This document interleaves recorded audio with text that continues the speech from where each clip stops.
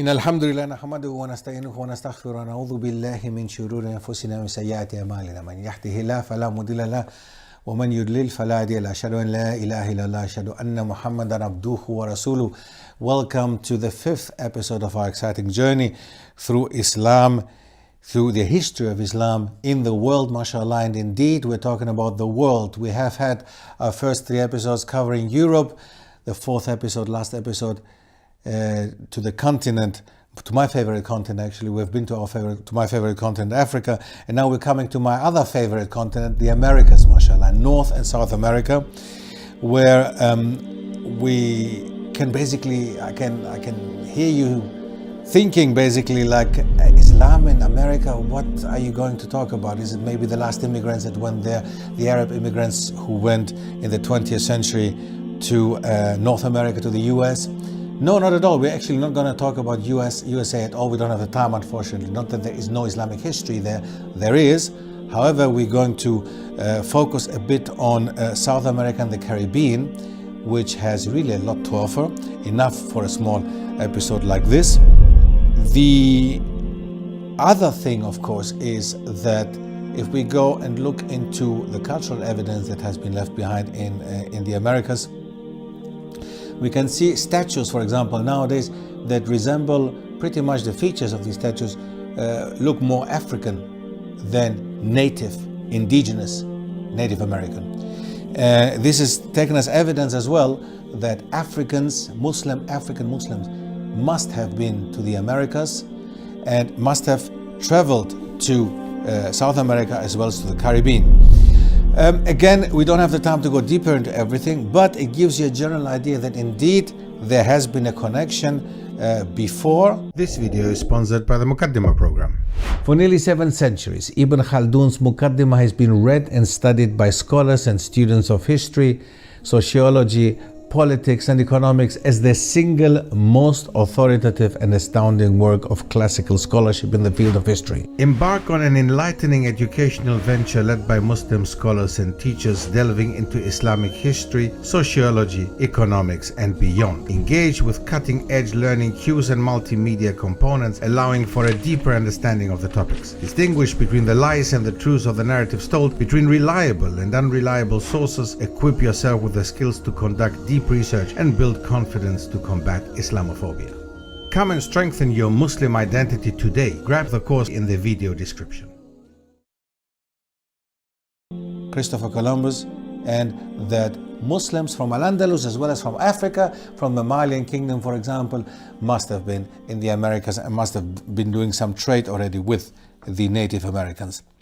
When after the Europeans arrived in South America and took slaves from Africa and took them to the Americas, many slave uprisings have happened in the 18th and 19th century in countries such as what is nowadays Dominican Republic, Haiti, the island of Hispaniola.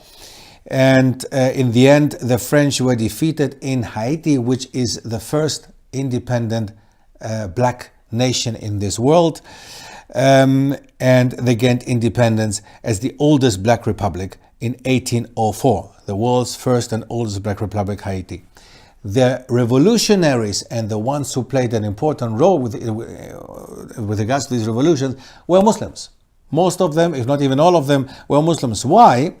These revolutions, not only in the Caribbean, but also in Brazil and in South America in general, are mainly led by Muslims, because these Muslims, the Africans who went over to America, who were taken to America, the only ones who could communicate with each other were Muslims who spoke Arabic, because otherwise they would speak different dialects, because Africa, again, it is not one country, it is 53 countries. Within these 53 countries, there are thousands of different languages. So people and the Europeans would take different Africans, they would not take from the same tribes, so they would not be able to communicate in order to set up a revolution, whereas Muslims were the most educated ones. They could read and write, they could write and communicate in Arabic, and they were the ones who would communicate with the rest of the Arab-speaking slaves, the rest of the Muslims, and would be able to put up slave uprisings and revolutions. This even the Europeans later realized, and they actually forbade to take Muslims Muslim Africans later over into the Americans for a while. However, there were already many Muslims before, and they could organize revolutions. And until recently, even until the beginning of the 20th century, there were the last revolutions in Brazil, which were led mainly by Muslims. And these Muslims were gathering in mosques. You would not believe it, but Brazil had already in the 20th century a number of mosques throughout the territory, the Brazilians. And these mosques were closed down after revolutions, and they would meet there. Indeed, they would take them as a political center, and they would meet there, and they would organize revolutions in mosques in Brazil. So for that reason, nowadays, again, we have to understand, that's why history is important. We have to understand why in Brazil, for example, there were no mosques anymore. After a while, it took them a long time to start establishing mosques again, because they looked at them as centers of political uprising, of course. Slavery was abolished in certain parts. Well, slavery was abolished in several empires. The British were the first ones, the Dutch in 1833. Spain abolished slavery in 1811, with the exceptions of Cuba, Puerto Rico, and Santo Domingo. France abolished slavery in its colonies in 1848, so by the mid of the 19th century. However, the law was saying slavery was abolished, but still there was a lot going on with regards to slavery, and Muslim slaves were not allowed to practice their religion. They were not allowed to pray. It was impossible actually for a Muslim slave to practice the deen, and they actually had to, their children were supposed to be educated in a Christian church, in a Christian school, and in a church. So many of them were even taken away, put in white families in order to be educated as Christians, or raised as Christians. And they had to accept that that was their punishment, basically, being slaves. So that's something that they had to accept. They were brought up like this, that this is just simply how it is. God has ordained for African people to be slaves, okay, and white people ruling over them. That was the idea, and we should not forget why Jesus, right? Jesus, Isa alayhi salam, if we see the way that he's portrayed, you know, blonde, blue-eyed, maybe even brown hair, and blue-eyed, white-looking European, which we all know is obviously nonsense. This is of course not true, but it's enslaving people also in mind. That is not only enslaving them physically, but also mentally. With regards to Islam, in the Caribbean, as we said before, there is a lot of assumption that Islam was there long before the Europeans arrived, and that it had spread all over the Caribbean. Even we can read in certain documents that were signed peace treaties, for example, between Europeans and between Spanish and Portuguese and Caribbean people. They would start with Bismillah ar-Rahman ar-Rahim. You can find them in museums in America nowadays, for example. You can find the peace treaty, certain peace treaties that start with the Bismillah ar-Rahman ar-Rahim, because they were signed between Muslim indigenous people as well as African people in America.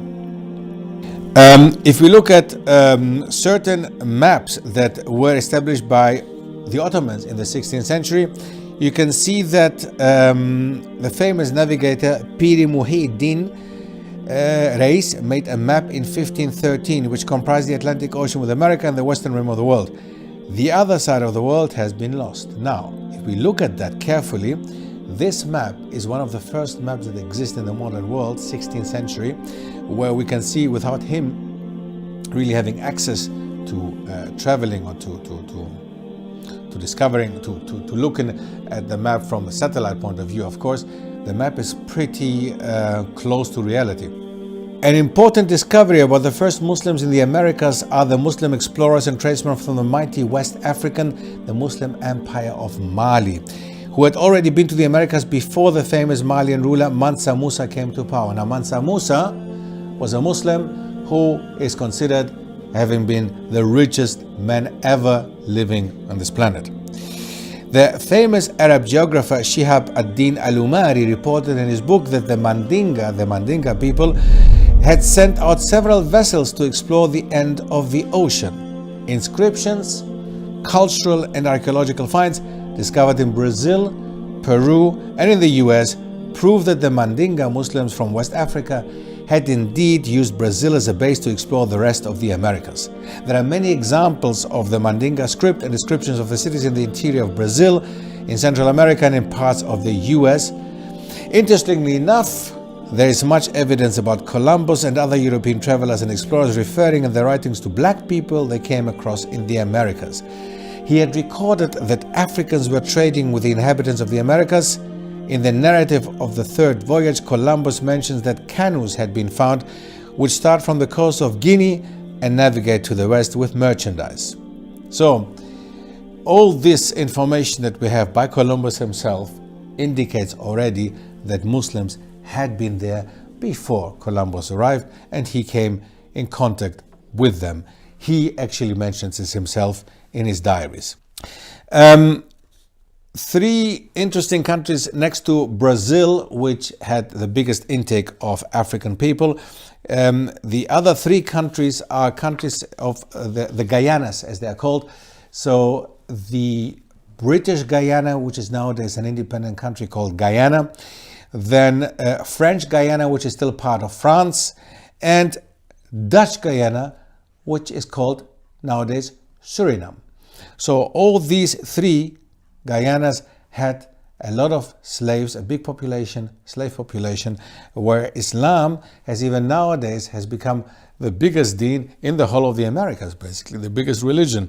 If we're looking at 25% in Guyana, in Suriname, a massive amount of Muslims who run halal shops, who practice the deen, who have mosques all over the place. With the original African Muslims who came there as slaves, there were also the new arrival of people who came from in the Dutch colony, in Suriname, which was Dutch Guyana, people from Indonesia, which was another Dutch colony. So as we mentioned last time in Africa, we saw how Islam spread in South Africa due to the Dutch having colonized Indonesia. They expelled many Indonesian shuyukh and scholars to South Africa, and Islam spread in South Africa in that way. Now what they did with many Javanese people, they took them as laborers actually to Suriname, and that's when many Javanese, or that's why many Javanese, Indonesian people as well as Indian people until nowadays Muslims live in Suriname nowadays. In Guyana, because of it being a British colony, the British have a lot of Indian laborers that took them over. So for that reason, still you will find quite a big, more modern Muslim population in that part of the world, in the Guyanas. Suriname again is a very interesting country because the revolts in Suriname, again like in Brazil, go back to Muslims revolting, and Muslims being the ones who wanted the independence and declared a jihad against the colonialists. There is a third country, there is Trinidad and Tobago, which used to be an English colony, home to around 100,000 Muslims, around 12%, a bit less than the other two, but these Muslims, Trinidad and Tobago, are a mix of Africans as well as Indian laborers from that time, and have established a strong community in that part of the world. In Guyana also, it's known for having Muslim politicians as well, interestingly enough. Also these countries, the Guyanas as well as Trinidad and Tobago, they do have also population of Hindus and Christians from India, for example.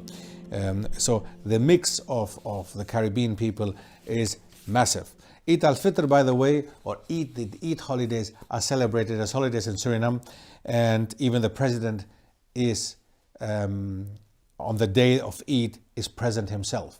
So these are great developments, I think, in the last couple of years, and this is the more modern development of Islam in the Caribbean, but also in South America. Now, Brazil, as we said, the biggest intake of African slaves, but also African Muslims, but then also the northern part of South America, where the Guyanas are, which have the biggest population of Muslims in the whole of the Americas. Now, USA, North America, this is a story in itself, a very interesting story, and it's not only because of immigrants coming from the Muslim world in the 20th century, but long before as well. The connection that was there with Al-Andalus and many Spanish and Portuguese Jews and Muslims wanting to flee basically the Reconquista and going rather to the Americas. Now, again, we could go on and on with that, and the episode could be hours long, but we want to stop here now, and we want to make you think and want you to ponder over everything that you have heard. Jazakumullah khair again for your interest, and inshallah see you in the next episode. Assalamu alaikum wa rahmatullah.